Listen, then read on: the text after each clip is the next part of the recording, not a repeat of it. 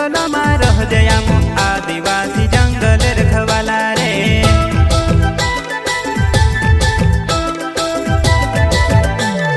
चल जंगल जमीन काजे पूजे रे आदिवासी दुनिया ने रखवाला रे। बाप देव खतरी काजे पूजे रे आदिवासी सबसे निराला रे।